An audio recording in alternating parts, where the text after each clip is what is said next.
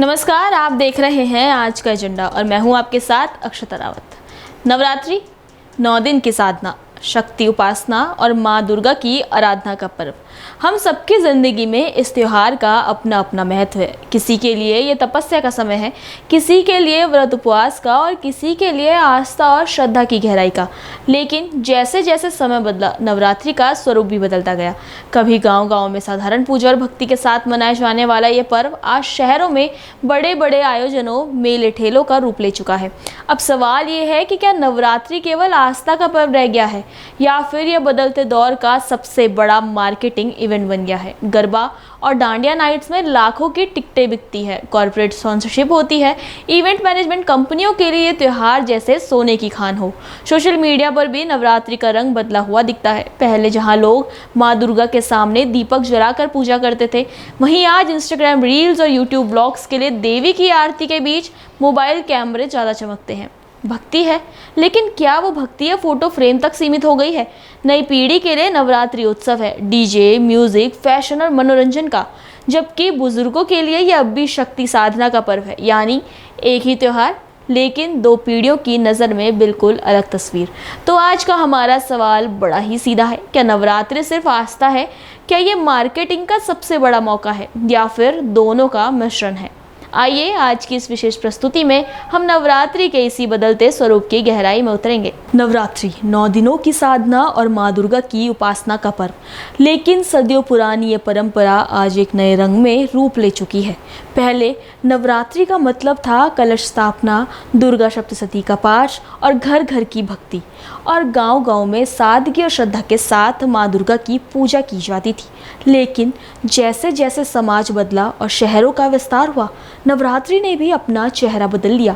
आज मंदिरों में पारंपरिक आरती के साथ बड़े बड़े पंडाल, भव्य सजावट और झांकी की चमक दिखती है। लाखों रुपए खर्च कर देवी की मूर्तियों को सजाया जाता है। पंडालों में लाइटिंग, साउंड सिस्टम और डेकोरेशन के बीच पूजा का रंग रूप एक उत्सव से ज़्यादा एक इवेंट जैसा नजर आता है। श्रद्धा भी है, लेकिन साथ ही दिखावे और आधुनिकता की चमक भी है। यानी नवरात्रि की परंपरा अब आधुनिकता के साथ कंधे से कंधा मिलाकर चल रही है। सवाल यही है कि क्या इस बदलाव में भक्ति गहरी हुई है या सिर्फ उसका रूप चकाचौंध में बदल गया है?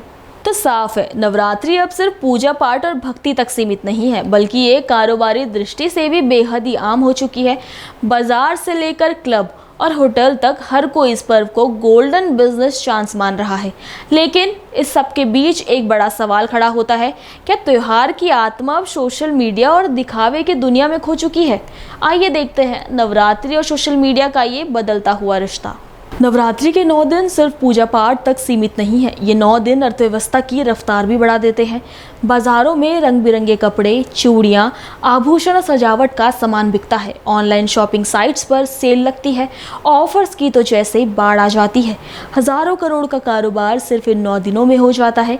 लेकिन यही नहीं, क्लब और होटल भी नवरात्रि के नाम पर डांडिया और गरबा नाइट्स का आयोजन करते हैं। टिकट बिकते हैं, कॉरपोरेट स्पॉन्सरशिप होती है और इवेंट मैनेजमेंट कंपनियों को होता है करोड़ों का मुनाफा। यानी नवरात्रि अब सिर्फ आस्था का पर्व नहीं रहा, बल्कि बिजनेस का बड़ा अवसर भी बन चुका है। लोग कहते हैं आस्था और उत्सव साथ साथ चल सकते हैं, लेकिन आलोचक कहते हैं अगर त्योहार सिर्फ मार्केटिंग और कारोबार का मंच बन जाएगा तो असली भक्ति कहीं खो जाएगी। तो सवाल यही है, क्या नवरात्रि शक्ति उपासना है या फिर मार्केटिंग का नया मॉडल? तो आपने देखा कैसे नवरात्रि, जो कभी गांव-गांव की साधारण पूजा और साधना का पर्व था, आज बड़े बड़े आयोजनों और मेले ठेलों का हिस्सा बन चुका है। लेकिन सवाल है कि इस बदले हुए रूप में भक्ति गहरी हुई है या सिर्फ चकाचौंध बढ़ी है? आइए अब देखते हैं कि ये पर्व आस्था से आगे बढ़कर किस तरह एक अरबों के कारोबार में बदल गया। तो यही है नवरात्रि की नई तस्वीर, और एक और परंपरा और शक्ति साधना की गहराई, और दूसरी ओर